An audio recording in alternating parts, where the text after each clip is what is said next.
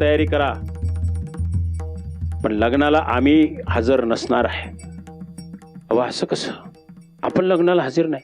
अक्षता टाकायच्या टायमाला नेमका येतो बघा, काही काळजी करू नका. पण तवर कुठं जाणार आहे ती सौराज्याची मोहीम आहे.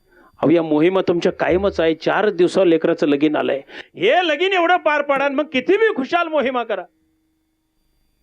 वेडे, अगं मराठ्याचा धनी संकटात असताना आम्ही लग्नात वरबाप म्हणून मिरवायचं. कोपराला वगाळ येत तर भात आमटी वरपायची, शेला पगुट बांधून लग्नात वरबाप म्हणून मिरवायचं. आणि आमचा राजा तर कुठे मोहिमेवर शेण घालतील लोक आमच्या तोंडात. नाही जमायचं.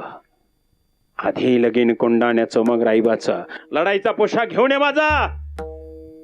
जानकीबाईंनी लढाईचा पोशाख आणला आणि रणांगणात जाणारे आपल्या पतीला ओवाळायला लागली.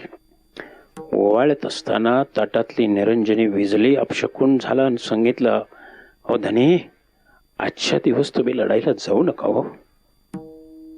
का? ताटातली निरंजनी विजली हो, अपशकून झालाय. ताटातली निरंजनी विजली म्हणजे आम्ही मेलो, नाही विजली तर आम्ही जिवंत राहू.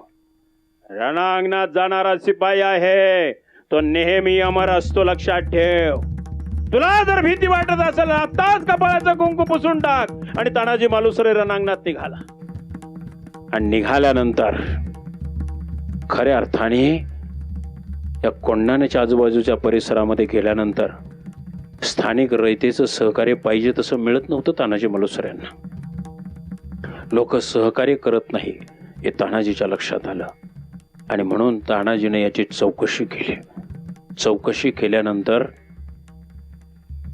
एक गोष्ट लक्षात आली. एका मंदिरामध्ये उदय भाण्याने पहार वाकून ठेवलेली होती. माझी ताकद काय हे दाखवलं, लोकांमध्ये दहशत निर्माण केली.